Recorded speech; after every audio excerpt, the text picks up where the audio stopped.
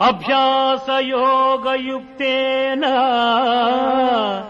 చేతసా నాన్యగామినా పరమం పురుషం దివ్యం యాతి పార్థానుచింతయన్ కవిం పురాణమనుశాసితారం అణోరణీయాం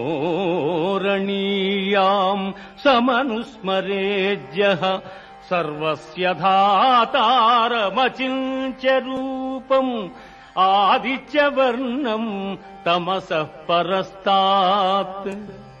అర్జున, ఎవడు అభ్యాసయోగముతో ఏకాగ్ర చిత్తమును దివ్యరూపుడైన మహాపురుషుని స్మరించును అట్టివాడు ఆ పరమపురుషునే చెందుచున్నాడు. ఆ మహాపురుషుడే సర్వజ్ఞుడు, పురాణ పురుషుడు, ప్రపంచమునకు శిక్షకుడు, అణువు కన్నా అణువు, అనూహ్యమైన రూపము కలవాడు, సూర్యకాంతి తేజోమయుడు, అజ్ఞానాంధకారము కన్నా ఇతరుడు.